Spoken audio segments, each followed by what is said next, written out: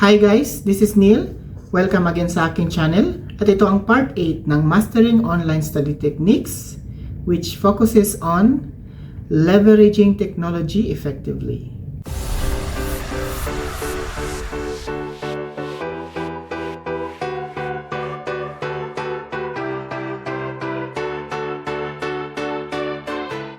So to leverage technology effectively at para ikaw ay maging successful sa iyong online study, ito ang mga dapat mong i-consider.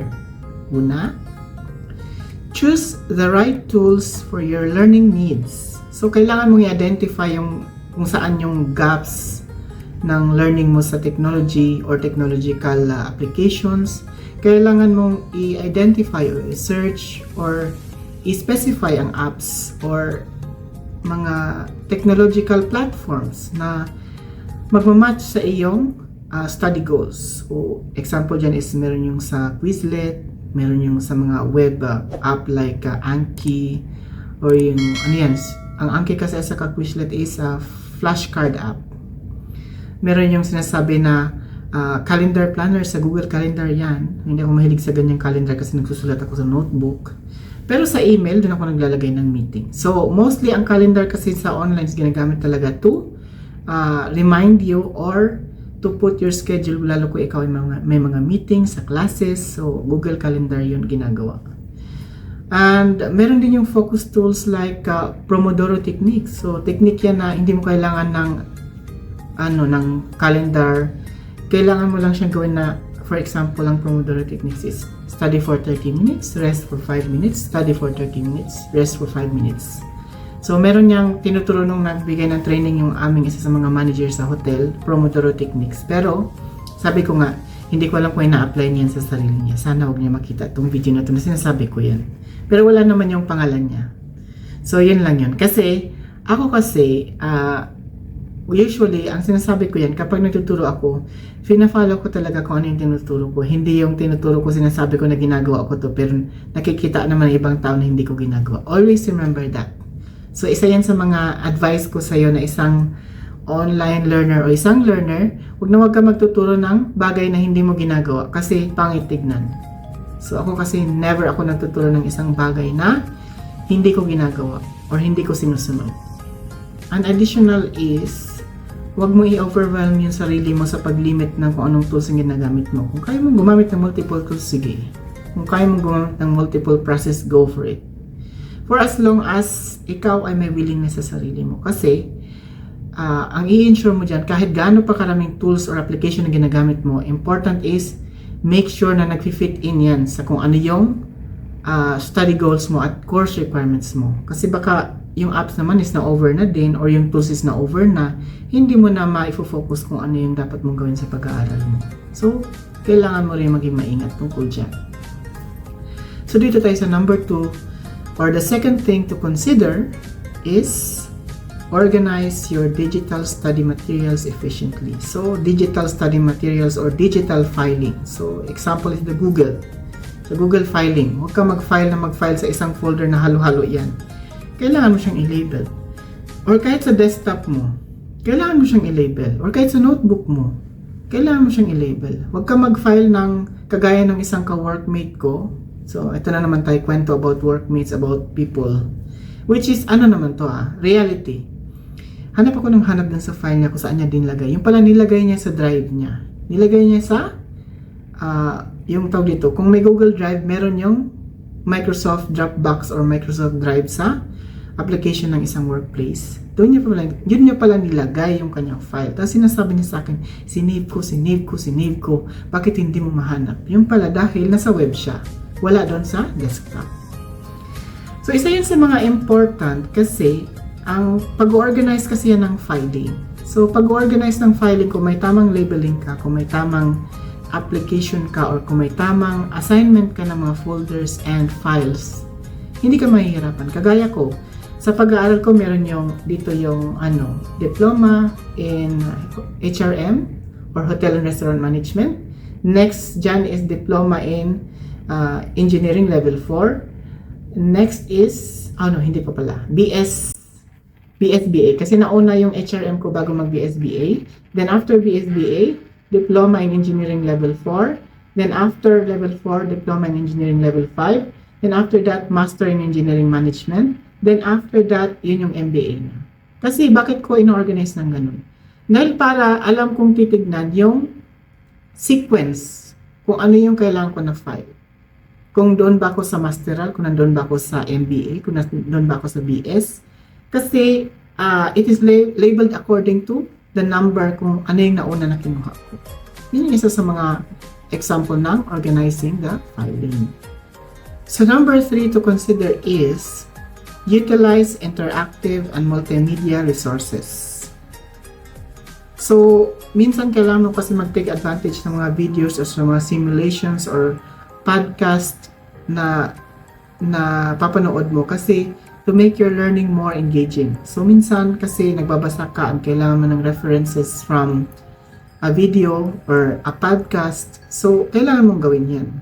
And kailangan something na more on very interesting siya. Hindi yung napaka-dull na nga na binabasa mo, dull pa yung papanoorin mo. So, kailangan mo maghanap ng mga active type na videos and podcast or anything na mai-relate mo doon sa pag-aaral mo na much magiging active ka and motivated. So, yun yung mga learning na nagbibigay ng more informations like Coursera or YouTube channels na nagpo-promote ng education or nagbibigay ng supplement course materials dun sa inaaral mo, kailangan mo siyang i-search din. So, very important yan na ganun ka-resourceful. And, isa pa is, yung mga interactive tools kasi, yun. Yung mga interactive tools na pwede mag-explain ng mga complex problem, complex data, complex lessons, kailangan mo ng deeper knowledge about it. So, isa yun sa mga kailangan mong tingnan as a learner, kung ano yung dapat mong gawin para maging much active ang iyong learning process at ikaw ay magsasucceed sa iyong online study. Fourth thing to consider tayo, which is stay connected with online communities and support.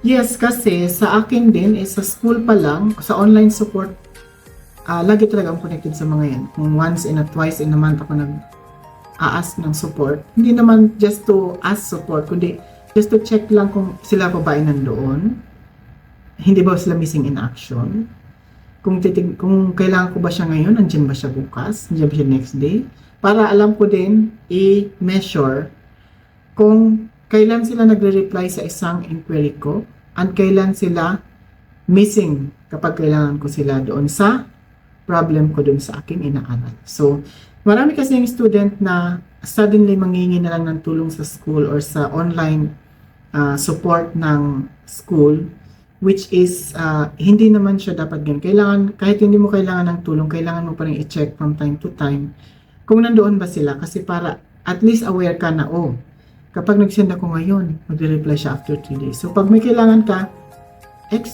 expect mo na yun, na ganun na siya.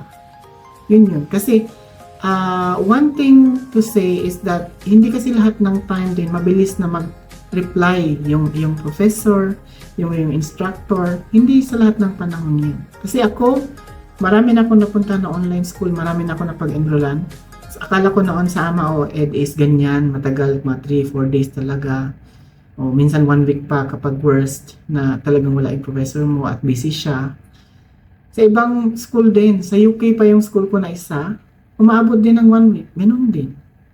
Nung nag-masters ako, mas mabilis kasi binigay yung WhatsApp number niya at lagi talaga silang online.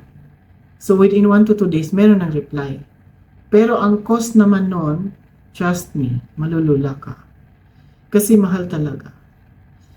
Compared sa AMA Ed talaga, ako, very frank ito na sasabihin ko.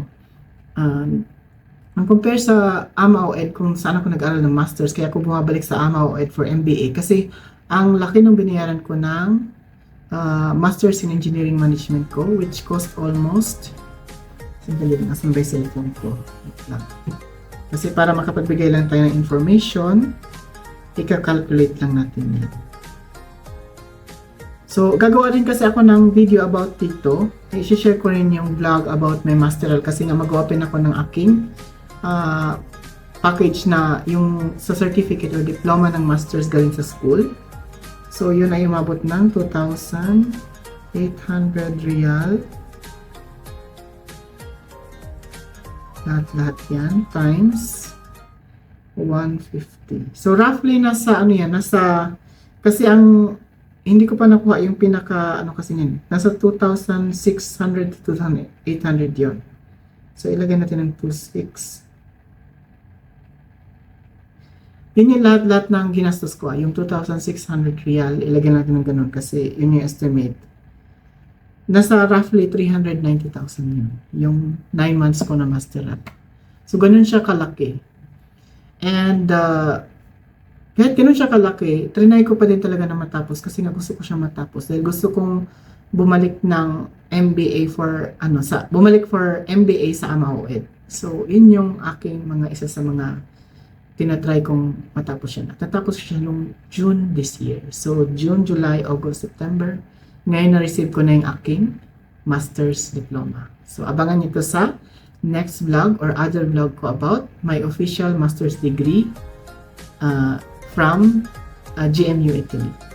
And isa pa, meron yung mga group sa FB, meron yung group sa sa Messenger, meron group sa WhatsApp, meron group sa Google, sa forums. Pwede kang sumali sa mga ganun para makakuha ka ng more support. Kaya lang ang ina-advise ko, kumuha ka ng support kung talagang hindi mo na kaya. Kung kaya mo pa naman mag-research at wala ka lang oras ngayon, pwede mo naman gawin bukas. Huwag mong iasa lahat yan sa support or iasa lahat sa pagtatanong. Kasi initiative is a very, very important skill na nagsasucceed ang isang tao, mapa-aral man yan or mapatrabaho. Maraming tao na walang ganun. Maraming tao na natutunan ang trabaho pero never nilang nai-initiate na ma-process kung ano yung dapat i-process doon sa trabaho. Maraming tao na mabilis matuto pero walang tiyaga sa pagre-research para matapos yung aral nila. Kasi wala silang initiative, walang tiyaga. Mga ganon. Marami yan. Siguro ikaw na nanonood, sasabihin mo, grabe naman ako magsalita sa ganyan. Hindi yun. Totoo yan. Kasi marami ako nakitang ganyan. Siguro sa tinagal-tagal na inaral ko, medyo half ng mga nakasalubong ko na nag-aral ganyan. Sa tagal-tagal ko nagtatrabaho, more than a half ng nagtatrabaho na kasama ko, halos ganyan. So, ako hindi ko sasabihin to nang hindi ko nakikita.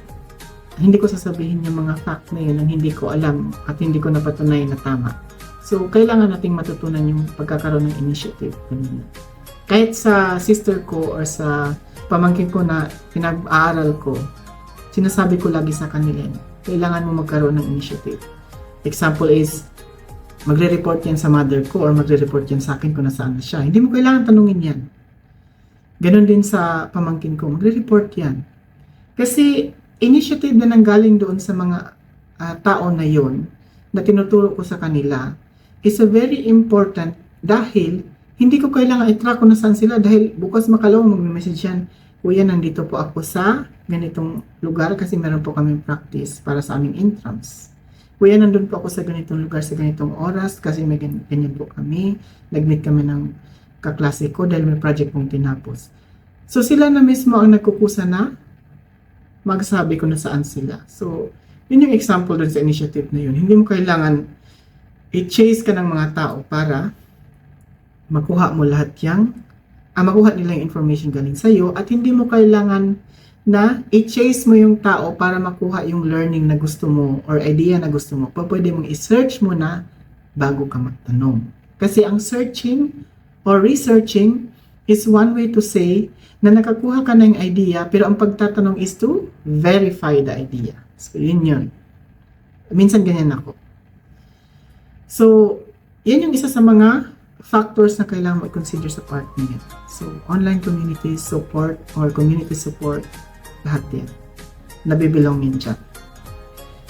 Fifth and last thing to consider is manage screen time and avoid digital fatigue.